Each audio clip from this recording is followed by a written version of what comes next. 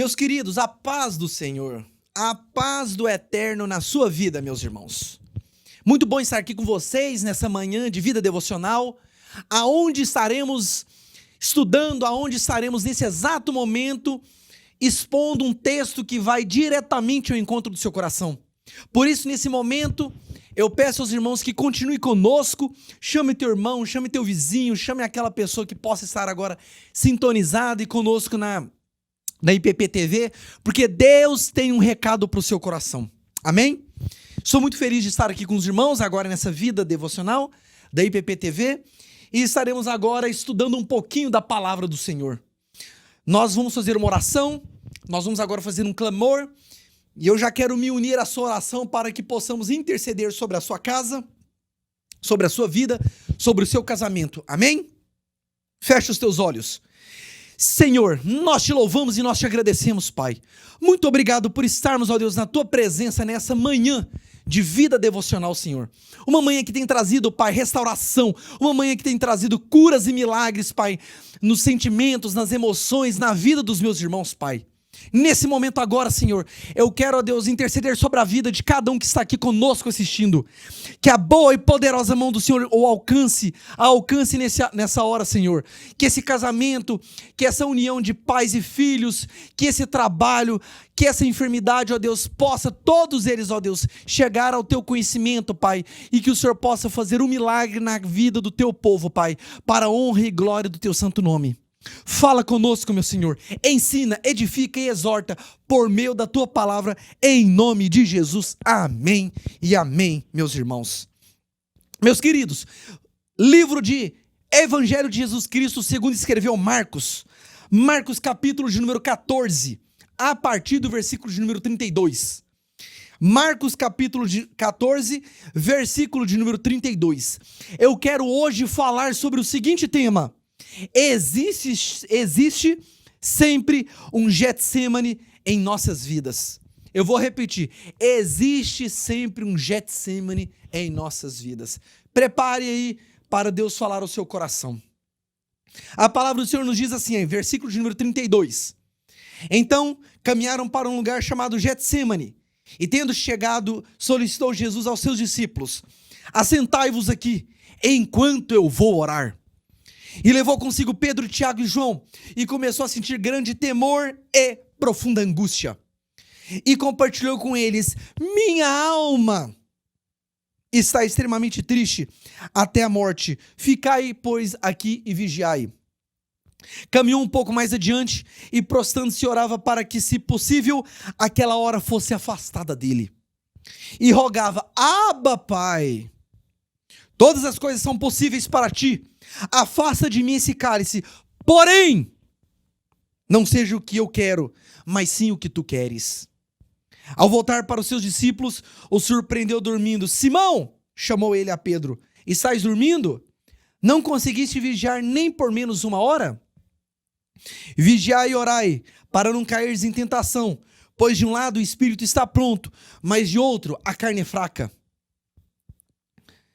E, mais uma vez, ele se afastou e orou, repetindo as mesmas expressões. Ao regressar novamente, os encontrou dormindo, porque os seus olhos estavam pesados, mas não sabiam justificar-se. Voltando ainda uma terceira vez, eles lhe admoestou: ainda dormis e descansais? Basta! Essa é a hora chegada. O Filho do Homem será entregue nas mãos dos pecadores.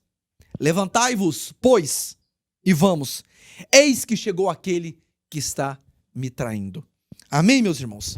Meus queridos, todos conhecem essa passagem. Essa passagem mostra exatamente uma das últimas trajetórias de Jesus nessa terra. A trajetória de Jesus nesses 3 anos e poucos meses que ele viveu no seu ministério, ela foi muito intensa. Jesus estava formando discípulos, Jesus estava ensinando, Jesus estava promovendo estudos do reino de Deus para com a vida daquelas pessoas que estavam ao seu redor. E, sobretudo, Jesus, por meio das curas e milagres, estava demonstrando a glória de Deus. Era uma das grandes missões de Jesus. Por quê? Porque ele sabia que o seu tempo era muito curto e era chegada a hora de fazer o reino de Deus para que as pessoas assim o conhecessem. Esse local que nós estamos falando aqui no versículo, a partir do versículo de 32, É o Getsemane. A palavra de Deus fala que no Monte das Oliveiras existia um jardim chamado Getsemane, que significa prensa de azeite. Um jardim localizado exatamente na região dos Montes das Oliveiras. Era um local onde as azeitonas eram prensadas para que fosse extraído o azeite. Eu vou repetir. Era um local onde as azeitonas eram prensadas, eram espremidas e aonde era se retirado o azeite. Meus irmãos, esse texto mostra de forma muito clara Jesus quando levou os seus discípulos, em especial 3, Pedro, Tiago e João, para aquele jardim. Por quê? Porque a alma de Jesus estava agonizada. A palavra do Senhor fala que grande temor e grande angústia, no versículo de número 33, pairava sobre o coração de Jesus. E ele falou que a alma dele estava muito triste até a morte. Então ele pediu para os seus discípulos: ficai comigo aqui e vigiai. Todos conhecem a história que Jesus chegou mais afastado dos seus discípulos, onde os 3 estavam ali naquela região do jardim Getsemane, e ele se ajoelhou e disse para Deus: Pai, meu Pai, todas as coisas são possíveis para ti. Afasta, pois, esse cálice de mim. Porém, contudo, todavia, entretanto, não que seja o que eu quero, mas o que tu queres. Assim Jesus disse. E depois ele retorna, percebe os discípulos dormindo, e ele exorta os discípulos dizendo: não ficais comigo e nem vigiais por uma hora. E ele sabendo, e os discípulos com muito sono, com muito cansaço, eles retornaram a dormir. E Jesus volta pela segunda e pela terceira vez a orar e encontra os seus discípulos dormindo. A história nos conta, por meio da palavra de Deus, que no versículo de 41 ele fala: pronto, basta, é chegada a hora. É chegada a hora que o Filho do Homem será entregue nas mãos dos pecadores. Por quê? Porque ele sabia que, naquele momento, estava vindo todos os soldados romanos, juntamente com Judas, que era o traidor. E naquele momento, Jesus seria entregue por meio de um ósculo indicativo de que aquele era o perseguido. E os soldados romanos iriam prender Jesus, para que, nos atos posteriores, ele fosse levado para Anás, Caifás, Pôncio Pilatos e Herodes. Fizeram Jesus como um ping-pong naquela hora, tentando achar algum tipo de erro. Mas todos sabiam que nele não havia pecado algum. Mas nesse texto que nós lemos, meus irmãos, algumas lições podemos tirar para a minha e para a sua vida nessa manhã, em nome de Jesus. Primeiro, Jesus, no versículo de número 33 e 34, ele experimenta uma fraqueza humana, angústia, pavor, aflição. Jesus, no versículo, ele fala o seguinte: assentai-vos aqui enquanto eu vou orar. E levou consigo Pedro, Tiago e João, e começou a seguir grande temor e angústia. O meu Jesus que esteve comigo, o meu Jesus que esteve conosco aqui nessa terra, há muitos anos atrás, ele propiciou também sentir os mesmos sentimentos que nós estamos sentindo. Esse sentimento, muitas vezes, que tem abalado o nosso coração de angústia, de pavor, de aflição, o meu Jesus também sentiu. A palavra do Senhor diz que Jesus, ele também teve os mesmos sentimentos que nós sentimos. Mas a palavra do Senhor também disse que era para termos bom ânimo, porque ele tinha vencido. Ele venceu o mundo. E a palavra do Senhor nos diz que ele experimenta essa fraqueza humana. Jesus, naquele momento, ele estava com todo aquele pavor, aquele medo, porque o peso do pecado, o peso de todo o pecado da humanidade estava sobre os seus ombros. Como a ovelha muda, ele estava caminhando para o matadouro. Jesus estava naquele jardim Getsemane, mas ele sabia quais seriam, como Deus, quais seriam os próximos capítulos que iriam acontecer. É então interessante que ele caminha como ovelha para o matadouro e que, nesse exato momento, meus irmãos, que o caráter de um verdadeiro homem, que o caráter verdadeiramente de uma mulher cristã é revelado. O caráter nosso é revelado verdadeiramente é quando nós somos colocados à prova, quando nós somos colocados em situações difíceis, de medo e pavor.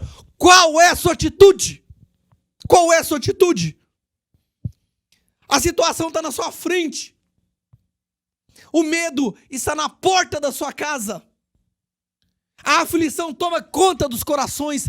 Qual é a sua atitude? Sabe o que Jesus foi fazer? Ele foi orar. Ele foi falar com quem era poderoso para ajudar ele naquele momento. Ele foi orar. Jesus está nos ensinando aqui que esse seu medo, que essa sua preocupação, que essa sua aflição, elas são naturais pela sua natureza humana. Mas hoje, a palavra do Senhor está nos dizendo que nós venceremos esse medo, nós venceremos essa preocupação, essa aflição no coração, é por meio da oração. É a oração que vai nos mudar, meus irmãos. Jesus estava sentindo o peso do pecado sobre os seus ombros. Ele sabia que ele estava próximo a ser entregue. Ele não podia voltar. Era um caminho sem volta. Se ele retornasse, hoje nós não estaríamos aqui. Hoje nós não estaríamos lavados pelo seu sangue. Nós estaríamos mortos, perdidos. Mas Jesus, ele tinha uma missão. Ele não podia parar. A missão era clara. Ele estava indo nela como ovelha. Ele estava indo para o matadouro. É interessante, né, irmãos? Quando a gente vai analisar, eu tive o cuidado de estudar um pouquinho sobre a diferença de ovelha e bode. Quando uma ovelha é colocada em situação de perigo, ela reage de uma forma. Quando o bode é colocado em situação de perigo, ele também tem outra atitude. O bode, quando ele está colocado numa situação de perigo, ele grita, ele esperneia, ele faz tudo para evitar aquela situação. A ovelha, ela se fecha. A ovelha, ela se emudece. E ela vai cumprir exatamente o caminho pelo qual ela foi chamada. Então essa primeira lição que nós identificamos é que Jesus experimenta a fraqueza humana. E mesmo assim, por mostrar essa fraqueza humana, ele nos mostra qual é o caráter que nós temos que ter. Que é um caráter de homens e mulheres de Deus, em que sabe que no joelho que está a nossa vitória. É no joelho, é no joelho. É no joelho que a nossa vida é transformada. É no joelho, é na oração que a nossa casa é restaurada. É no joelho que os nossos filhos voltam para a casa de Deus e para o caminho do Senhor. É no joelho que o nosso casamento é restaurado. É no joelho que as portas são abertas. É no joelho que os sonhos de Deus, nós realizamos eles. É no joelho, é na oração. E Jesus nos mostra isso. Um segundo ensinamento que eu quero dizer para os irmãos sobre os Getsêmanes que acontecem na nossa vida está no versículo de número 36. E rogava: Abba, Pai, todas as coisas são possíveis para ti. Afasta de mim esse cálice. Todavia, não seja o que eu desejo, mas seja o que tu queres. Abba, Pai, meu Pai, isso mostra intimidade. Jesus está nos ensinando aqui agora. Tem que ter intimidade. Tem que buscar intimidade. Tem que buscar relacionamento. Não adianta, no momento, esquecer de Deus e no momento de dor, de luta, vir correndo. Tem que ter intimidade. Tem que gastar tempo com Deus. Tem que gastar tempo na oração. Ele estava orando. Meu Pai, todas as coisas são possíveis para ti. Aqui ele está usando a sua oração como uma forma de adoração. Tu podes todas as coisas. Se tu quiseres, tu passas esse cálice de mim. Mas não é eu que decido. Seja feita a tua vontade. Ai, Jesus. Olha o que Jesus está nos ensinando. Jesus falou assim: olha, se o Senhor quiser, o Senhor pode passar de mim essa situação. Mas não é eu. Mas é o que o Senhor quer. É o que o Senhor deseja. É o melhor do Senhor na minha vida. Porque a vontade de Deus é boa, perfeita e agradável. Aleluia. Aleluia. Aleluia. Jesus sabia que apenas orando era possível vencer as tentações que impediam ele de chegar até o fim. Ele sabia que essa expressão, essa forma de oração com Deus poderia trazer algum tipo de consolo e refrigério nesse momento de luta que ele estava passando. Ele não duvidava em momento nenhum do amor de Deus, mas ele sabia que não seria fácil. Ele em momento nenhum duvidava que Deus o amava. O pai deixou o seu filho. O filho está clamando para o pai. O filho está clamando: meu pai, papai, papai. Todas as coisas são possíveis. Todas as coisas são possíveis, papai. Mas se for assim, passa de mim esse cálice. Porém, seja feita a tua vontade. Deus não tinha abandonado Jesus. Mas Jesus tinha que cumprir aquilo até o fim. Jesus tinha que cumprir aquela situação até o fim. Não era fácil. Mas o amor dele, pela missão que ele fazia, era muito maior. Porque ele tinha que chegar àquela cruz. Um outro texto, um outro momento que nós podemos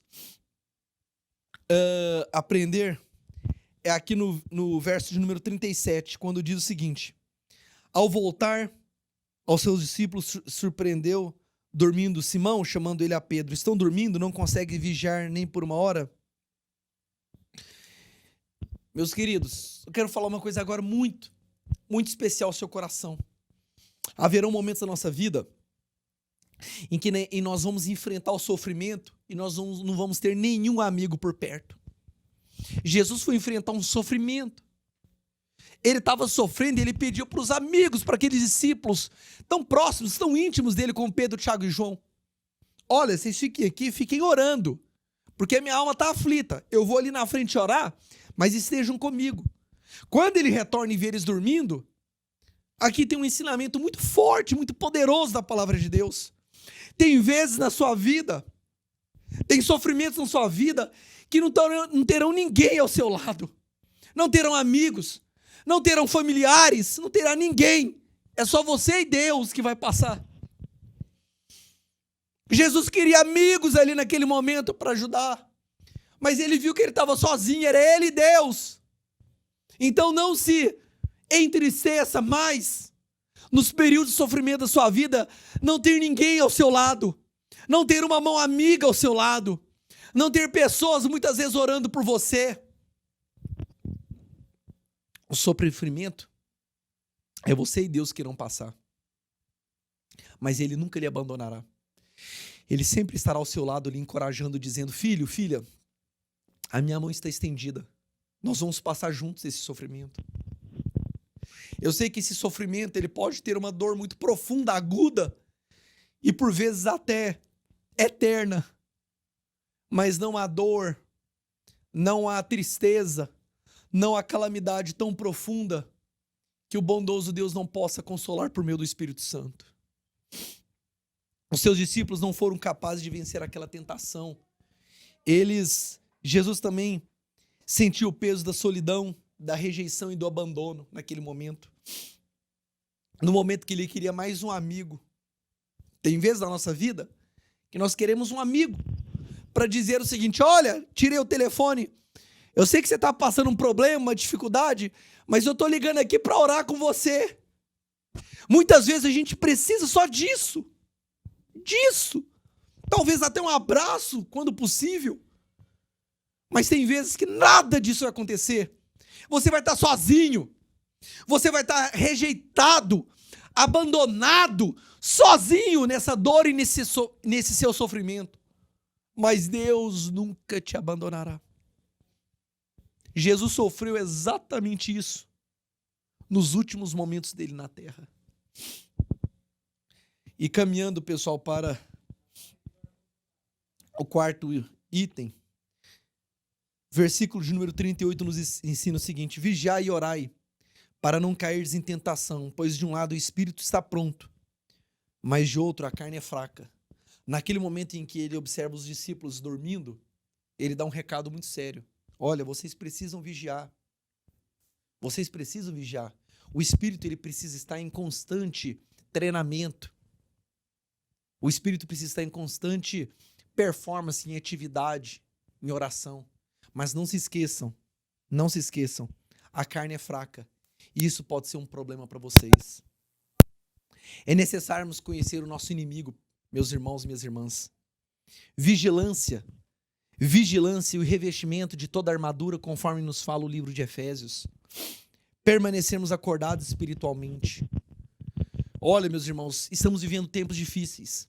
Tempos de pandemia, tempos em que realmente o isolamento, tempos em que realmente várias situações tenham chegado na porta do nosso lar, na porta da nossa casa. E o inimigo continua trabalhando incessantemente para destruir a sua vida, a sua casa.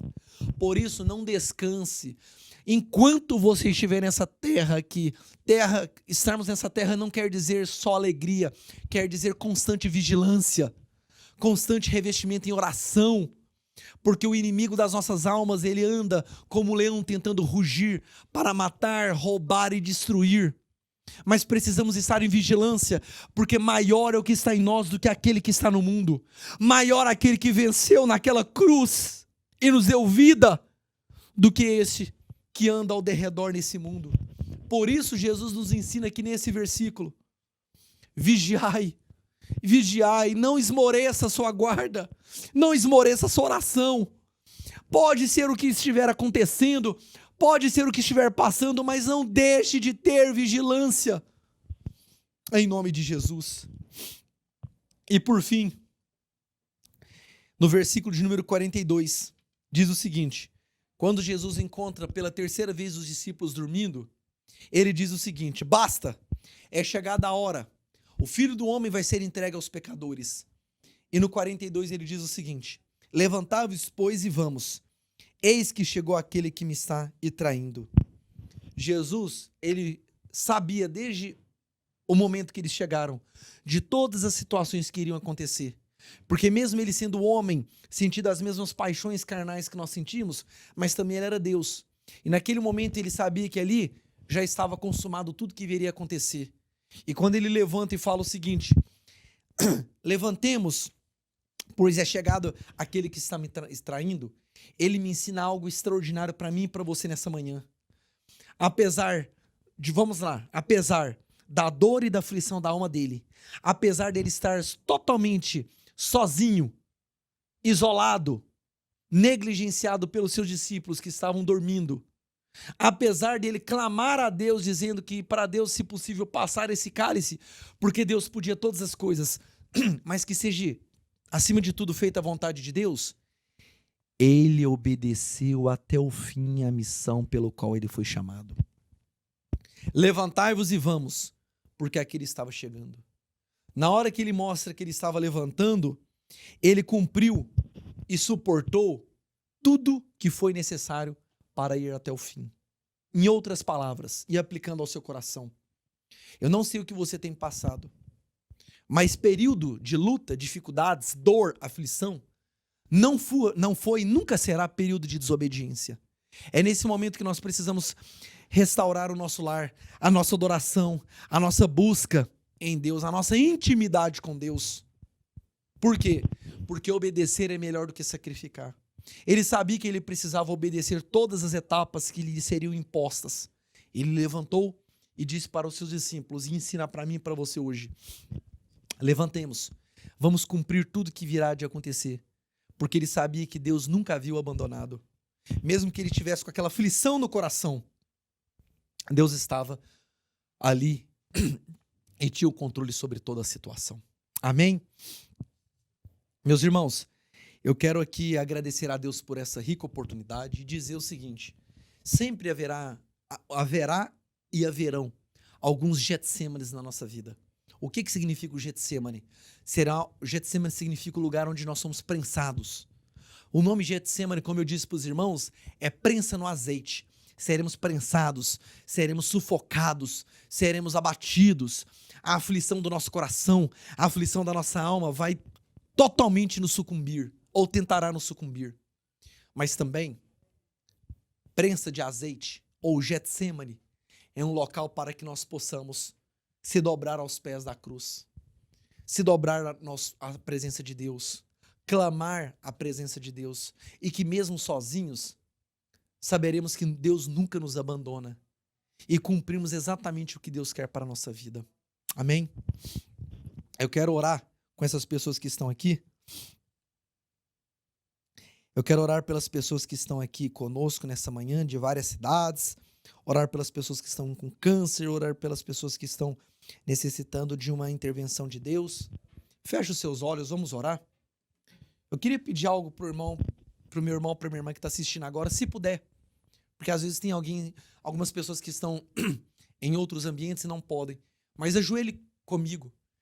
Eu não consigo ajoelhar aqui, senão a câmera não me pega, mas vamos ajoelhar juntos. Eu quero, ajoelhado junto com você, clamar a Deus sobre a sua vida. Senhor, muito obrigado, Pai, por essa palavra que vivifica a nossa alma. Muito obrigado, ó Deus, porque essa palavra falou ao nosso coração. Existem muitas vezes, ó Deus, alguns Getsêmanes na nossa vida. Getsemane é aquele lugar que dói. Getsemane é aquele lugar que nos pressiona. Getsemane é aquele lugar que faz a gente, Pai, muitas vezes, querer jogar a toalha. Getsemane é aquele lugar onde a gente grita, como Jesus falou, Pai, meu Pai, passa de mim esse cálice. Mas Getsemane também é o lugar para nós declararmos que o Senhor pode todas as coisas, mas melhor é viver os propósitos e os sonhos do Senhor para a nossa vida do que os nossos mesmos, Pai. Getsemane é o lugar que muitas vezes nós nos encontramos sozinhos, abatidos, sem ninguém para nos ajudar. Mas Getsemane também é o lugar para encontrar a cura, a restauração e o mover do Senhor na nossa casa, na nossa vida. Getsemane é o lugar, Pai, para nós atravessarmos em obediência. Porque apesar da dor que nós podemos assim, o Senhor estará suportando conosco. Por isso eu oro sobre esses pedidos de cura, esses pedidos de transformação em casamentos, em vidas e famílias. Que a boa mão do Senhor os alcance, que a boa mão do Senhor esteja sobre a vida de cada um, Pai. E nós continuaremos a crer, Pai, que o Senhor, ó Deus, sempre, Pai, escreveu a nossa história e o Senhor cumprirá, Pai, cada capítulo da nossa história. Que o Senhor nos dê, Pai, resistência nesses períodos difíceis. Que o Senhor nos dê vigilância, Pai, porque mesmo que temos passado situações adversas, o inimigo da nossa alma intenta contra nós, mas maior é o que está em nós do que aquele que está no mundo. Nós te glorificamos e te exaltamos, Pai, sabendo, ó Deus, que o Senhor tem um controle e o domínio sobre todas as coisas. Muito obrigado por essa rica oportunidade de estar junto com os teus filhos agora, Pai. Que a boa mão do Senhor nos continue abençoando e dê uma semana abençoada para cada um. Em nome de Jesus. Amém. Amém, meus irmãos. Deus abençoe em Cristo Jesus e nos vemos na próxima segunda e terça-feira para a honra e glória do nome do Senhor Jesus Cristo. Deus abençoe. Amém.